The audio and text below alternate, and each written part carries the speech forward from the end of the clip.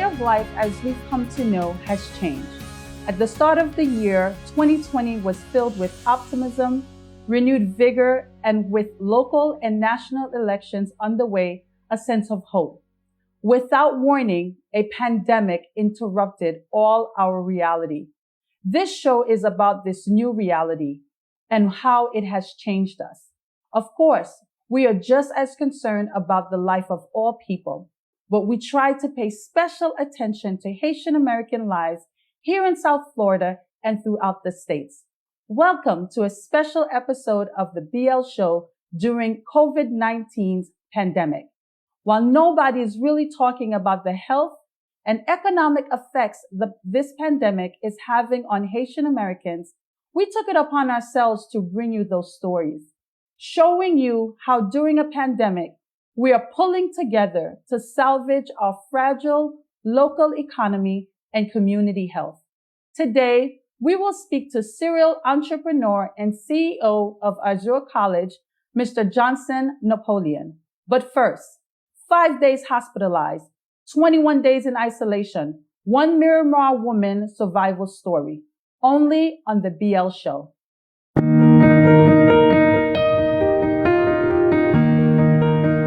I felt like my body was crashing. I felt like I didn't have control over the situation and basically over what's going on. So that basically led me to the hospital. Don't tell Erin Barron that the threat of COVID-19 is being overblown. A week after her ordeal with the virus, the 28-year-old emergency room registered nurse is only now beginning to feel like herself again. I was sick for a total of 14 days, and the CDC recommendation says 14 days quarantine. I'm assuming that that's the virus lifespan. So I honestly think you should take precaution because you'll be able to protect yourself and you'll be able to protect everyone else around you. Erin lives in Miramar and works at a regional hospital in the most chaotic medical room environments. On March 15, 3 days after she encountered an ER patient, she started to feel out of sorts. My symptoms actually started off with a very high fever, 103.8. I started having body chills. I basically later on had headaches. I developed a cough later on when I was in the hospital, but mine was mostly fevers and body chills. My whole body was just aching. I couldn't move. As the nation was just starting to learn more about coronavirus, Erin was experiencing it and soon after to be isolated from everything she knows and everybody she loves. The first person I reached out to was my husband, more because of the fact that, like I said, he was the one around me the whole time. I wanted to let him know, hey, this is what's going on. And on top of that, the baby was around us. I felt like he should have known first because he was there from day one when I got sick. Eventually, I told my mother and my father, because my mother was also around me when I was sick. She actually took time off to actually come and take care of me because I couldn't take care of myself when I was sick, and also to take care of my son. So basically my husband, my family, and then, my job was aware of the fact of what's going on after I got admitted in the hospital. The earliest days, I can honestly say it was hard, more because of the fact that I was in a lot of pain. I basically felt helpless, hopeless, because I really couldn't do anything about what was going on. I heard that my son got sick. That made me feel even worse from the position that I was already in. Little by little, her symptoms faded. Over the course of 3 weeks, Erin began to recover. By this week, she was mostly feeling like herself again. With COVID-19, there is sickness and isolation, but there is also uncertainty. Erin and COVID-19 have now parted ways, but the memory of that experience is still fresh, and she feels compelled to share it with others as a warning. Welcome back. Before we meet Erin, I want you to subscribe to this channel right below. Now let's meet this extraordinary Haitian American woman, Erin. Welcome to the BLShow. How are you? Hi. Hi, thank you for having me. Honestly, we should be thanking you and just really thanking God that you are in our presence today. Thank you. So we know that you were off to a regular day's work at the ER, and just tell us what happened. Basically, it was just like you said, a regular day in the ER, and around that time, there wasn't too much how do you say? They weren't really speaking too much about the COVID-19, so we didn't really have everything set up, all these precautions that we have now. How you see they're taking temperatures at the door. A patient has a fever, they go to one side, or isolating a patient to the next side. So basically, I had a patient that came in. He had a fever. That's all we knew about him, that he had a fever. We did labs on him, and nothing was showing that he had any type of infection. So at the end of the shift, they ended up putting him in isolation.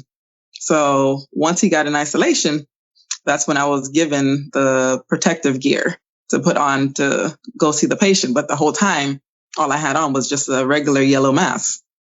So after that day, actually that same day, I stayed after work, and I basically was asking my manager, "Hey, what's the protocol? What do we do when this is the first time? This is the very first patient that was a possible COVID that we had in the ER, and that was my patient." So no one was really sure what to do that day, because they were like, "Okay, we're going to go over this protocol. We're going to try to figure it out." So they basically told me to just stay by the phone. So I was off the next 5 days. That happened on a Wednesday. So that Saturday, I called my manager back, and I was like, "Hey, what's going on? I didn't hear about that patient. You guys didn't call me back. I need to know what's going on." And basically they told me, "Oh, you don't have to worry about it. It's droplet precaution. You had a yellow mask on, and you should be fine." So that was Saturday. That Sunday, I got sick. I started having fevers. I started having chills. I had headaches coming in and out. I haven't developed a cough yet, but I was sick from Sunday to Tuesday, just laying on the floor sick. I couldn't even take care of myself. I couldn't take care of my son. My mom had to come to actually help me out. But the whole time I was home, I was miserable the whole 5 days. So basically that Wednesday, it was time for me to go back to work.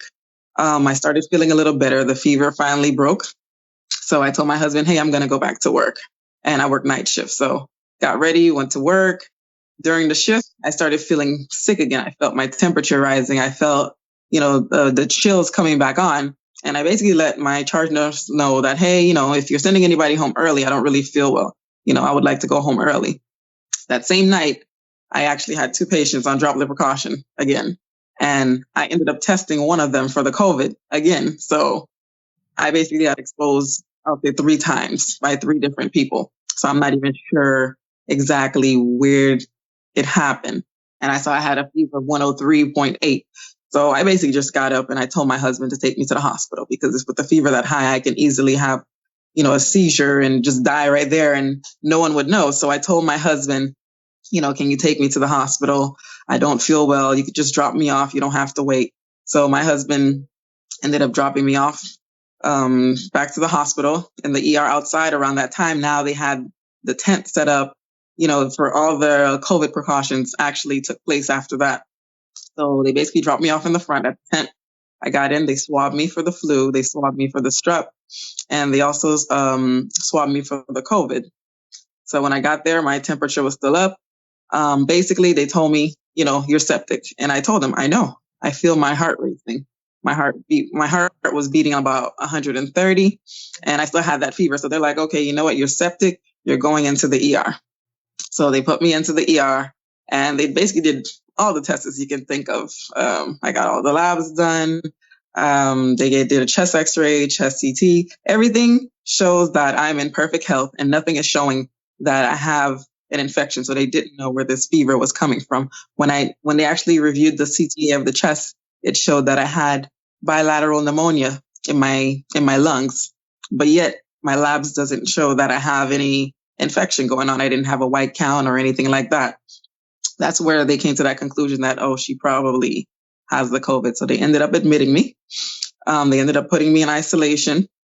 So the second day in isolation, towards the end of my day shift nurse shift, around 6:45, that's when she told me, "Hey, your test results came back for the COVID, and you tested positive for the COVID, and you also had 2 different strands of SARS, which is an upper respiratory infection that's associated with the COVID. So I was basically fighting 3 viruses at the same time.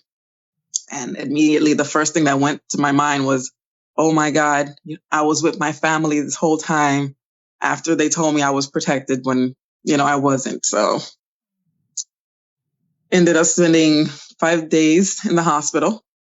When I finally got home, I had to self-quarantine to continue my 14-day isolation. On top of that, an extra week because I had to get tested twice negative to get medical clearance for work. So tomorrow will actually be my first day back at work. So here I am now. You are an extraordinary woman.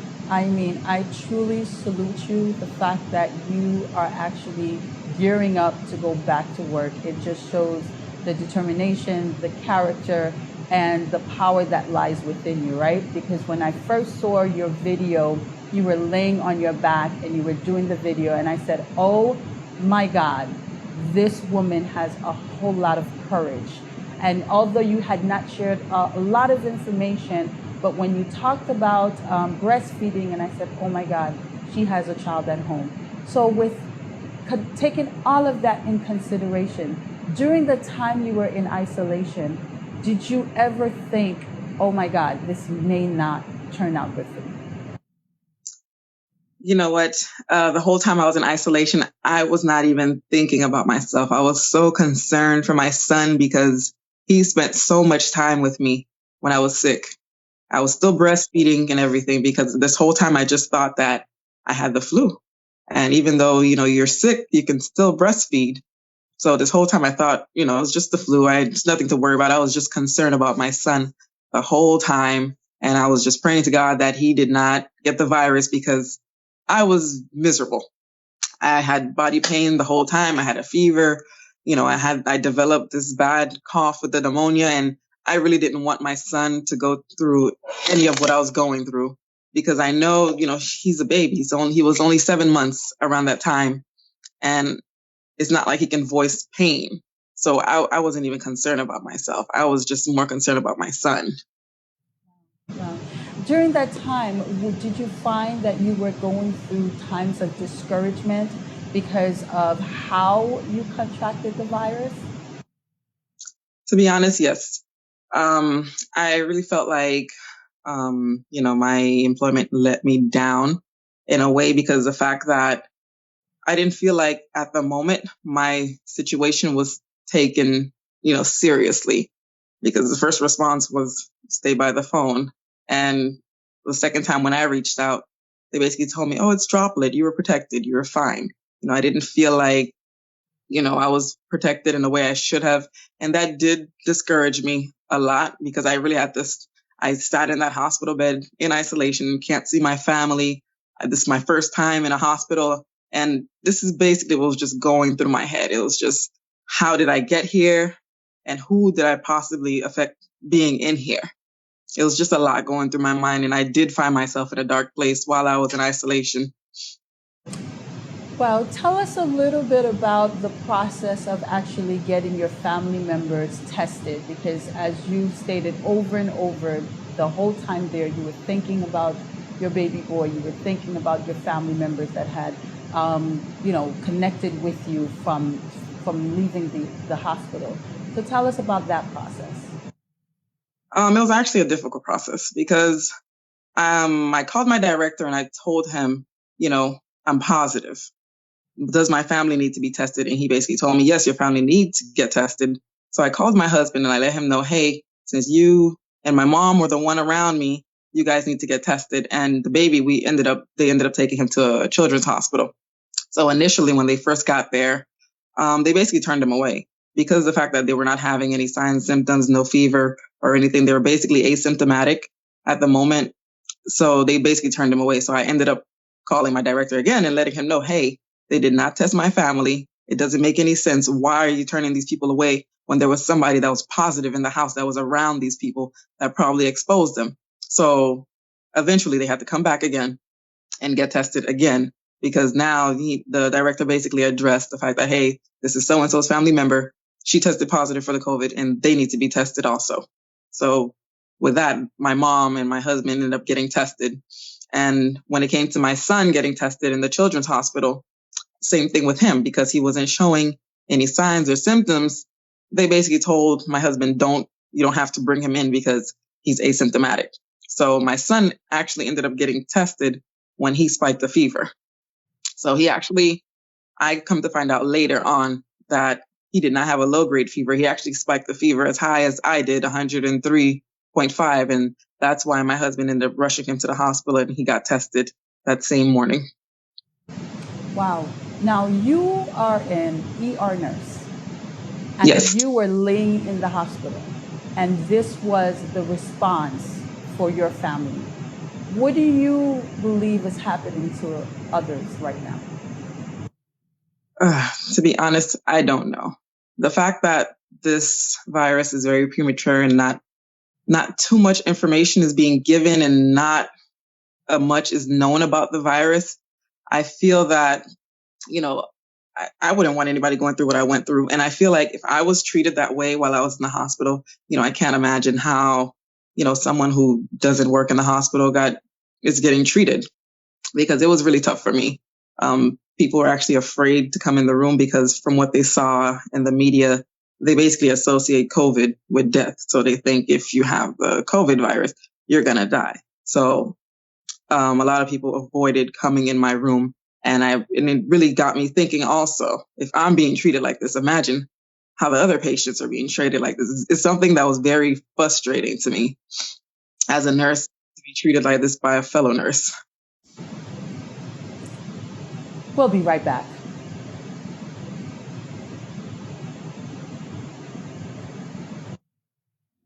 Hi, I'm Councilwoman Mary Esme Irvin. As my family and many more families in North Miami are taking the same precaution, I encourage you to do the same. This is one way to be a good neighbor. Please continue to be calm but vigilant. The coronavirus, also known as COVID-19, has heightened our senses on the way that we interact with those around us. Customary greetings have now become an awkward pause. Do we air hug or do we blow kisses? Elbow and ankle dabs have replaced the handshake and the pat on the back. Regardless of what new classy or trendy dance move you may be using to say hello, we must adhere to social distancing. Although uncomfortable for some or cool for others, let us adhere to Mayor Carlos Jimenez County Ordinance to limit our crowds to 10 or less. We hope this will reduce, if not eliminate, the possibility of transferring COVID-19. Yes, we are distant from others, but we can find creative ways to still communicate. Others are using FaceTime and Instagram Live and WhatsApp and other social media platforms to communicate and to keep you informed. According to the Center for Disease Control and Prevention, older adults are at a greater risk of contracting COVID-19. Also affected are people with a weaker immune system. So what are some of the symptoms, you may ask? Fever, coughing, shortness of breath, persistent pain and pressure in the chest. If you show any symptoms of COVID-19, please seek immediate medical attention. This list is not at all inclusive. Please consult your medical provider for any other symptoms that are severe or concerning. To protect yourself, wash your hands consistently. Cover your mouth when coughing. Avoid close contact. Avoid touching your eyes, your mouth, nose. Also, disinfect frequently touched areas. Although your elderly population and those with weak immune system have a higher rate of contracting COVID-19, we must all take an active role in protecting each other during this pandemic. I basically, when I got out of the hospital, I had like a lot of fresh air, because when I was in that hospital, the air conditioner was running 24/7 and it wasn't helping me with my pneumonia due to the fact that when I'm in there, the cold air is going, I'll take a shower, I'll come out in the cold, and I needed some fresh air. So when I got home, kept all the windows open throughout the whole time of the isolation. I've only drank room temperature water because I felt like the cold would just aggravate my cough and just make it worse. My mom, she gave me a lot of tea, all the leaves you can think of. She was making it. I was drinking it. I felt like the hot fluid did help when it comes to clearing my throat. And I did feel like it did help when I was coughing up the phlegm from the pneumonia. I only kept eating things that are hot because I felt like the cold just aggravates everything. They sent me home with antibiotics that I was supposed to take 2 times a day, but I actually ended up taking them 1 time a day, and then I had to refill it due to the fact that the zithromycin antibiotic that they're using in the hospital, there was actually a shortage. So when you actually went to go fill out your prescription, it'll say 2 times a day for 10 days is the amount, but the pharmacy would actually give you 6 pills and you would have to refill it every time. So I ended up just taking, 1 a day just to try to make it last because I was actually getting much better when I was at home. So I didn't feel like I had the need to take all of those antibiotics because at the same time, it was actually upsetting my stomach. What I didn't do, I did not take the hydrochloroquine, which is that medication, that malaria and lupus medication that the CDC says is it's recommended to take for the COVID because it showed positive results in China. I did not take that medication when I got home. I actually took it 1 time, which was the first night when I was in the hospital, and it actually made me feel worse than I did when I first got there. So from that night until I was discharged, I told them I'm not taking that medication. So I actually just only took the antibiotics and the fluids that was given. You have to stay hydrated when you're taking these medications. I actually still felt dehydrated, even though I was drinking like 6 water bottles a day. I was still dehydrated. I had the dry mouth, had the dry tongue, but you have to keep yourself hydrated, even though you don't feel that need or don't feel like you're able to drink water. You have to stay hydrated because when you're dehydrated, your body's much more vulnerable on top of the fact that you're already sick. So I just really just kept it simple. That in showcasing what happened to you, you said that this is a warning. And so I really want to give you the opportunity to warn the listeners about the virus and what you believe that they should be doing in order not to contract this virus. Well, everyone just needs to actually protect themselves. Nurses also. I'd really advise that, just take precaution going into every room because this virus is very, tricky because many people are asymptomatic to it. So you can be a carrier of the virus and don't even know that you have it because you're not having any symptoms. But the person next to you probably don't have it and don't know that. And you might give it to them and they might have a worse effect with the virus. So everyone's immune system is very different and the virus isn't being contracted to everyone the exact same way. So you have to literally protect yourself and protect other people. So when they state about social distancing, I advise people to actually pay attention to that and actually do it because you have to protect yourself. If you don't care for yourself, at least protect the person next to you. Absolutely. Absolutely. How's your son doing? He's actually doing much better. He got better before me.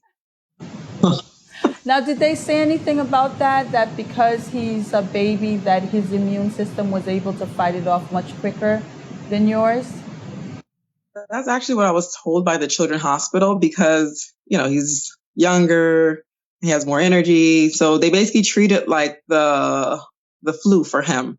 So when he was in the hospital, they just medicated him with Tylenol and they also sent my husband home with Tylenol. And they basically told him to just monitor his temperature. And if he does have a temperature, medicate him with the Tylenol. But my baby's a trooper. After 5 days, he felt better. Any last words, Heron? My last word would be take precaution when you go out on the street, take precaution at work, because like I said earlier, you don't know who's the carrier. And hopefully this pandemic ends and we can go back to our regular lives. But for the time being, take precaution. If you feel like you need to wear a mask, wear a mask. I know some places are advising that it's mandatory to wear a mask. I would wear it because I wear a mask. If I have to go out from here to the post office, I have a mask on. And wearing gloves, I don't recommend wearing gloves because gloves carry so much bacteria. So I would go out in the public and I would see people wearing gloves and not realizing how they're actually spreading it worse. So, like, let's say if I have my glove on, I touch my phone, I touch the doorknob, I touch my car door, I touch my steering wheel, then I take my gloves off and start driving. I'm basically spreading everything. I don't advise people to go out in public and wear gloves. Very much. We're just so happy that you were able to pull through this virus and you're here to tell the story and to really give all of us some words of wisdom. We bless you. We thank God that He preserved your life, and we look forward to seeing you in the community and back at work tomorrow, right? Yes, I will be there. Thank you so much. Thank you for having me. We'll be right back. Hi, my name is Naomi Blamire, author, coach, and businesswoman. I am here in our magnificent space, Balancing Life Workspace.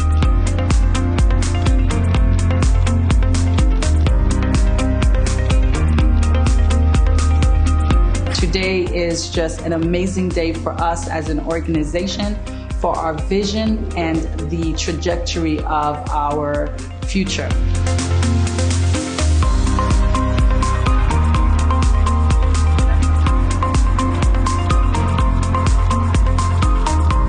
Balancing Life Workspace is a space designed with you in mind. We've created a space where you can connect, create, and cultivate. It is an affordable workspace for the freelancer, for the independent contractor, for the startup, or for the person who's looking to downsize.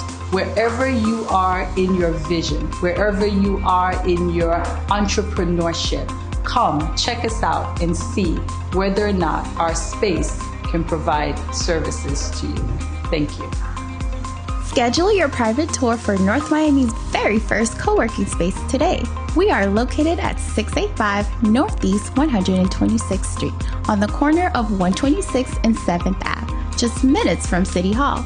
For plans and pricing, visit our site at www.blworkspaces.com or call us Monday through Friday, 9 a.m. through 6 p.m. at 305-735-2105. Until then, have a balanced day.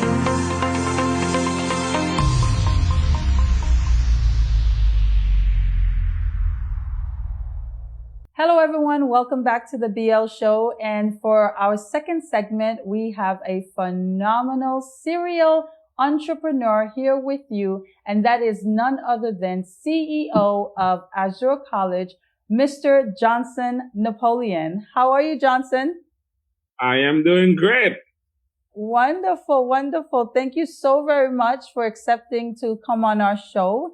We know that you are live every single day on social media, sharing wisdom, sharing concepts, sharing ideas, giving free ideas to other entrepreneurs and small business owners. So we really wanted to get you on the show during COVID-19 to share some best practices and to find out a little bit more about you and what you're doing. It's an honor, especially now I can sit in my house and then be able to talk to you wherever you are in the world. It's a new world. It's a new opportunity. It's a new discovery. So I'm happy to not only be with you, but being able to witness the history in the making. Excellent, Johnson. And so we're going to go right into it. You know, everybody has a story, right? So today we would like for you to share a little bit about your story and what led you down the path of entrepreneurship. That story started when I was 12 years old. My aunt sent me a bike, and I fixed it, put it together, and were able to read the manuals and see how I could repair my own bikes. Come to find out, in the area where I was, we had just started getting to bring bikes down in my area back in 1985. And then I started fixing bikes, and we upgraded this into buying coffee beans. And when I come to United States, that thirst to be an entrepreneur started by me working as a security guard for 1 year. And then I switched to get my real estate license. And then I become a real estate agent, a real estate broker, a mortgage broker, a real estate auctioneer. I have my auction license. And a real estate developer that built properties, and it snowballed into what I am now. And honest to God, I don't know anything else. As I was telling you earlier today, I love the stability and the instability entrepreneurship can bring to you. I enjoy the challenges. I enjoy the changes. I think I was made for it. So that's how it started, and that's the story in a minute. Wow. Johnson, I know that I, myself, and everyone else who's watching, everyone wants to know, what is your secret for success? Patience. I wish I had more of it in my, I wish, first of all, I knew this thing existed when I was 20. Being patient. The Bible talk about it. We all talk about it all the time. And being a son of a peasant, and that's seen when you plant a corn or something, you have to be patient to see the fruit of your labor. But in business, I think you have to be patient. You have to understand, especially if you're dealing with a regulation heavy business like a school, a for-profit education school. Sometimes you don't accomplish all you want in 1 year. You live to live another day. You live to die another day. That's what I love to say. So you have to be patient. The other thing is having a keen sense of you, who you are. For example, I'm finding myself now doing this interview in English. It's a very, very complicated thing for me because I don't feel truly comfortable doing my videos in English. That's the reason why you don't hear me doing my videos in English. I don't know the subject very, very well about the American community. So I don't do videos to target American community. I do talk about the Haitian community very, very well because I know them. So having a sense of who you are, knowing who you are and what you can talk with authority on it, I think that's one of the other things for key of success. And lastly, understand there's a higher power. In my case, I know God exists. I surrendered my life to him, and I let him lead me. And I've always loved to say that we are a puppet in the hands of a puppet master. So once you understand you don't have control of everything, then you kind of humbled yourself, and that give you patience and of course know who you are. And I'm sure that's to me, those are the keys that allows me to be successful. Wow. Well said. Well said. Let's talk COVID-19. I know that way before this virus hit the United States, you warned your followers about what you saw was happening in China. And you basically warned Americans that we should take this very seriously and not just look as if it's just happening over there, but to prepare ourselves just in case it actually crossed over and knocked on our door. During this time, and being such a frequent visitor of China, what have you learned about the virus thus far? First of all, I'm not truly the virus, because as I love to say in my videos that I'm beyond the virus now. I'm doing all I can to make sure that I don't catch it, that I survived it. But I'm looking beyond the virus. I'm looking at what can we do as business leaders and after the virus to stay alive and to be able to exist, but not only exist but thrive after the virus. I've been going to China since 2008, at least twice a year. In 2019, I went to China 4 times in 2019. So a few things I've realized about China. China is not that big of a country as we all think. I've always loved to tell people, when you visit China, you realize China is a huge welding factory. China basically don't make most of the things that China makes. Those are assembly. China really don't make much of those things. They are starting making things, but when, like, for example, you buy a machine in China, they would tell you the engine is made in Japan, the transmission is made in the United States, but the framing is made in China. So they assemble things. The second thing is when you go to China, you start looking outside of Shanghai or the Guangzhou or the Beijing big metropolitan areas. When you go to Hunan province, China is just that, a province, a very poor country inside. Like people don't have washing machines. They're making washing machines to sell by boatload to people, but a lot of people don't have washer and dryer inside their homes. And you see people still carrying things on their backs, working. So China, it's true, you have a 1.5 billion people country, but you have about 500 million that are pretty much settled, but you're still left with 1 billion that's still in poverty. So I knew also the world was a global village, because you can jump on a flight here in Miami and then land in Dallas, Texas, and 12 hours later you land in China, and New York is about 10, 11 hours. So I knew it's a matter of time before someone would jump in a plane and then that thing would land here.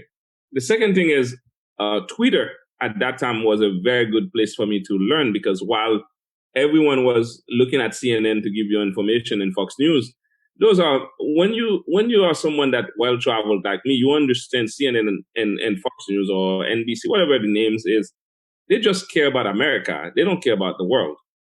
So when you go on Twitter, since January, there was this hashtag, China virus. Once you start looking at China virus and you start looking at what's happening in China, it was a matter of time.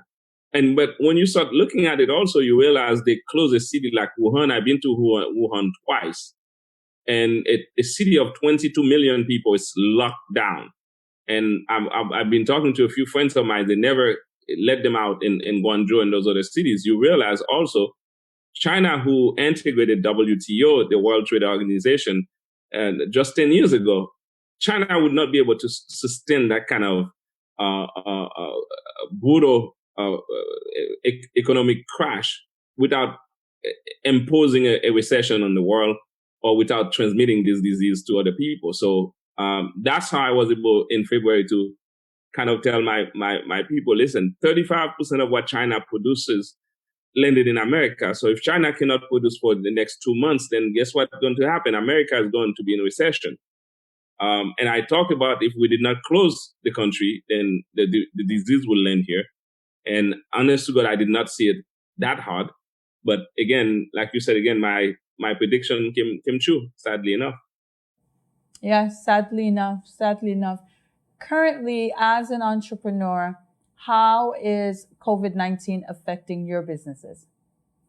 Not really. I am in sectors that people need. For example, right now I'm in nursing education.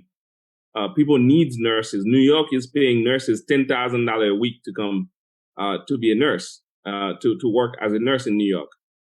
I am in technology training. You see what's going on now with technology. The churches are using Facebook to do services. So instead of people pulling back, people realize, listen, more than 22 million people lost their job. Unemployment is going to be up to the roof. After this coronavirus things, a lot of people are going to be without job. A lot of jobs are going to be digital. So people are coming to me to be trained in digital, and people are coming to be trained in medical. In Chile, my business is about selling food. We are what we call, how do we call it? Necessity. The government gave a name for it. As a matter of fact, Chile even give us a special permit so our employees can come to work so we can sell food. During this period now, I take advantage of this to launch 2 brand names of products, Kolashokun and Wamku. Those are things that people still use in spite, no matter what, people still eat. So I am in education, I'm in healthcare, I'm on a few radio stations, I'm on communication. All those are necessities for COVID-19. So basically, I'm not affected. But if my community is affecting, like, for example, in Key West, last Sunday, I finished my live Facebook and I said, anyone that having needs, I'm sending $50 to 50 people by Cash App. We end up sending $50 to 112 people. And the last 12 people were in Key West, Florida. Come to find out, Key West is completely closed down. And most of the people working in the restaurants, in the back end of the restaurant or the hotels cleaning, they are Haitian in Key West, Florida. So the situation is really, really tough for them. So you have to have empathy for those people who lost their jobs, especially those single mom in the community who has children in their homes. In the morning, they would wake up, they would give them some cornflakes, some breakfast, and then they went to school and they have lunch at the school, sometimes additional things to eat throughout the day. By the time they get home, they didn't care about mommy's food. But now you have those kids at home with mommy. Mommy lost her job. Child support did not come. A government check is already there to pay rent. And then those children, they eat a lot. So you have to feel bad for people that are in such situations. So my business is not affected, but my community is affecting. And therefore, I think I'm affecting too. Absolutely. Absolutely. You know, I think about this time that we're going through, and I really see, like, as you stated, I see the opportunities and I see the possibilities of what tomorrow can be. What are some advice that you can have for individuals that are literally sitting at home right now doing nothing? You know, just going through social media or watching a YouTube channel or binging on Netflix. What advice would you give them? Stop doing this. Stop. You have a bunch of people that keep complaining about, I did not have time, that's why I cannot go to school. Stop watching YouTube. Stop even watching Facebook. Stop, unless you're watching something good like this one. Harvard University put all their courses online for free. Go and take a course at Harvard. Myself, I'm taking 2. CompTIA put all their computer network courses online for free. Go and take some classes. You have udemy.com that are selling top, beautiful courses that you're going to need, like online marketing, stock trading. Any one of those courses that you need are $14.99 or $9.99. Takes this time to take like 5, 6, 7 certifications, especially in things digital, so you can come out of this thing and get another job or continue working from home. People going to need online marketers. People going to need salespeople that knows marketing. So retrain yourself while you're sitting there in those days. Don't be binging on Netflix. Don't be watching CNN. Stop worrying. Live a life, because there will be life after coronavirus. Coronavirus will be gone, but you want to make sure you thrive after this moment. Let me ask you this. How is the COVID-19 affecting your family life right now? I'm getting to know them. One of them is right there on the bed. I'm getting to know them because, as you know, last year I traveled more than 150,000 miles around the world. American Airlines sent me a report telling me I flew an equivalent of 5 times around the world with American Airlines only, and this was not the only airline that I flew. So by not flying, by not traveling, I get to spend more time with them. They are online taking school classes, so I get to know them, and I get to see one of them. My 15 years old is getting taller, even taller than me. I'm seeing him wearing my shirts. I'm noticing things that I did not have time to notice. So I'm having I'm having a great time with the family. Awesome. Awesome. And for those that are not necessarily enjoying the time with the family right now, what are some words of advice that you can give them, or what is the perspective that they should have during this time? You cannot love someone without liking someone. If you don't like a person, there's no way you're going to love them.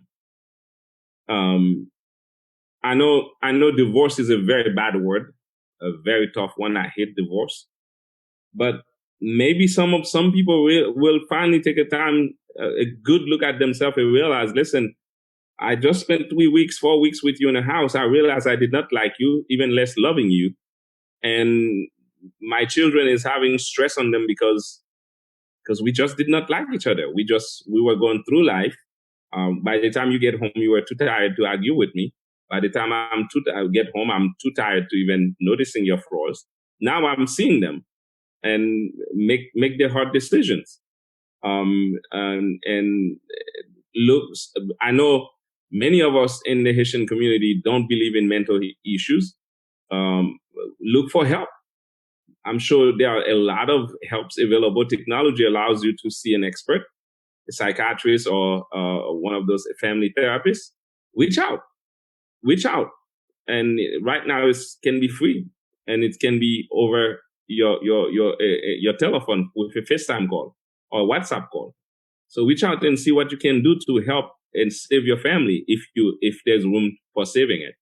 If there's not room, then make the hard decision. I think we need to start looking at ourselves, especially the religious one. They are the most unhappy people sometimes that I see. I was raised in the church. I'm a Christian, but sometimes you have a bunch of family that stick together just because of religion or society, not even religion, society. So take a hard look at yourself and look for help. And if help cannot help, so make the hard decision. That's what I would tell them.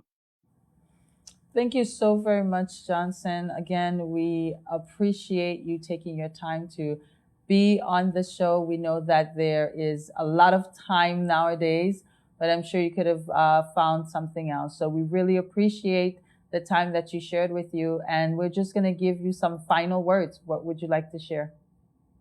The final word is someone that have a business in this community, especially now. I think it's very important that you over communicate. Like, if you have people working from home, make sure you over communicate. Like myself, for example, my students at Azure, every week I have a Zoom chat called Chat with the President. I just open it up, and sometimes 20 people show up, sometimes 100 shows up, and ask me any questions you want, any. And I give them my emails, I give them my cell phone, so we can communicate. Be empathic to people. Like, you cannot be bullying, trying to sell all the time. You cannot be on radio now talking about, oh, come fill your taxes, or come buy this, come buy that. I think you need to acknowledge people are suffering out there if you're in business. If some of those people that have online businesses take some time now to create great content, put out there. Like myself, my Facebook page, I dare someone to show up on my Facebook page not to learn anything. You're learning something each time I show up. Every time I speak, every time I post something, I'm giving you content so you can learn. Build a great email list. If you're in business, you need to have a good email list so you can, because everything is going to transform into digital. If you have a Haitian restaurant now, you need to build an email list, and you need to have a great delivery system. And of course, lastly, I would suggest to try to buy other businesses, because you have other businesses that are going to fold, other companies like you in taxes. So let's start looking at some long-time tax people that have a great database of clients they want to sell. Maybe they don't want to sell you the business, but they want to sell you their database. So in the next 2 years, you share the profit revenue with them. So try to do those things, because at the end of it, we will survive. And at the end of it, many people will fold. And if you're going to exist, then make sure you exist stronger than you entered Corona. Excellent, Johnson. Thank you so very much. It was a pleasure to have you. We pray that you will continue to be safe, and that God will continue to use you as He has been for the last couple of years. Good night. Thank you. Bye-bye. Good night. We'll be right back.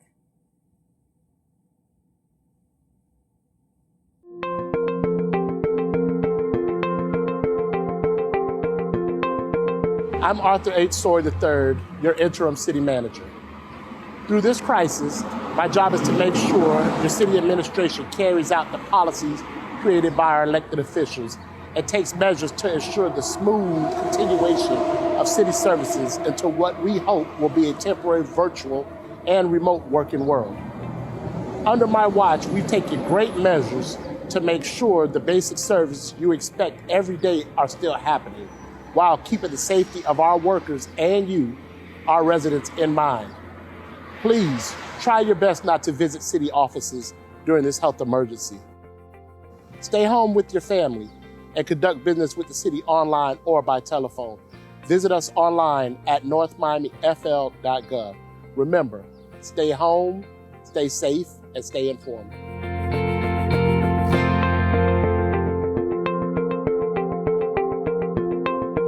Hello, everyone. I am Larry Juriga, your police chief. During this health crisis, our commitment to you is stronger than ever. The men and women of the North Miami Police Department are here for you, 24 hours a day, 7 days a week. When you see our officers out in the community, they may be wearing their personal protective equipment, their masks and gloves. This is for their protection and your protection. If you have questions, we have answers. If you need assistance, we are here to help. Please call the North Miami Police Department at 305-891-8111. We can take many types of reports over the phone or send resources directly to you so you don't have to leave your house. That is recommended by the CDC, and this will help in stopping the spread of coronavirus. Remember, we at the North Miami Police Department are here to support you. Please continue to support each other. Stay informed, stay healthy, and stay united. Together, we will get through this crisis.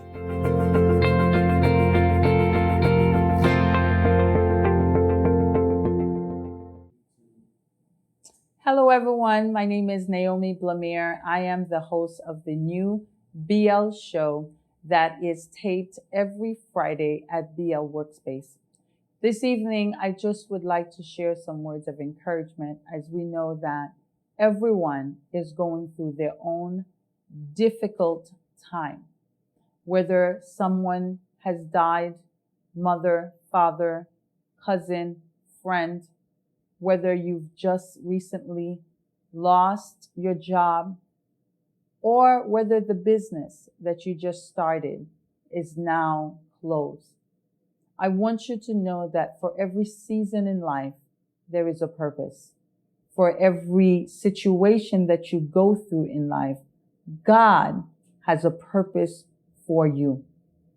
And I know that right now, it may not seem as if this is going to work for your good, but I want to let you know tonight that even this pandemic, even the scores of people that are dying and the lives that are being affected by this pandemic negatively, there is a purpose for it. And I know that may be a hard pill to swallow. It may be difficult for you to grasp that right now. But I want to encourage you with this scripture that all things work for good for those that love God and for those that are called according to his purpose. I want to challenge you tonight to identify your purpose during this time. Don't just sit at home watching Netflix or scrolling down your Instagram page or your Facebook pages. Actually take time to literally sit with yourself and identify, why are you here? What is your purpose? What is it that you can create? What is it that you can build? What is it that you can develop? What is it that you can manufacture? Because I believe within every single one of us, there is a gem, there is a gift, there is a pearl that is just waiting to be exposed or waiting to be delivered. Wherever you are in your life right now, understand that God is not surprised. This pandemic did not take him by surprise. The lives that are being lost did not take him by surprise. He knows it all, and he has allowed it to happen. And maybe he's allowed it to happen to get your attention. Maybe as a society, we were just too comfortable. Maybe as a society, we were too busy just running here, there, and everywhere, while the things that should be primary took secondary place, like our families, our health, our spiritual balance. Maybe these things that were on the back burner, God wanted to be at the forefront. And so as you spend time with your family today, don't just exist in that house, but really connect with that son, really connect with that daughter, really connect with that spouse. Have a conversation. How are you? How are you feeling? Is there anything that you would like to talk about?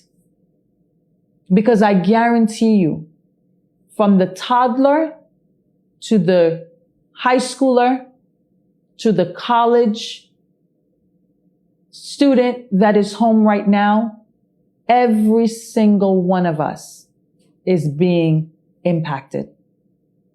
And of course, the mother and the father who now has to lead a new home in a new way and take a new path, because all of this is so new to us. Don't allow this to just be a pastime, but come out of COVID-19 not only ready to fulfill your purpose, but in a position to touch other people's lives. Because what you are learning right now through this pandemic has the ability to transform others. Don't take it lightly. Don't just pass time, but allow purpose to be birthed within you during this difficult time. Again, this is Naomi Blamire. I am the host of the BL Show, taping live at BL Workspaces. Thank you so very much, and I look forward to connecting with you soon. Be blessed and stay safe.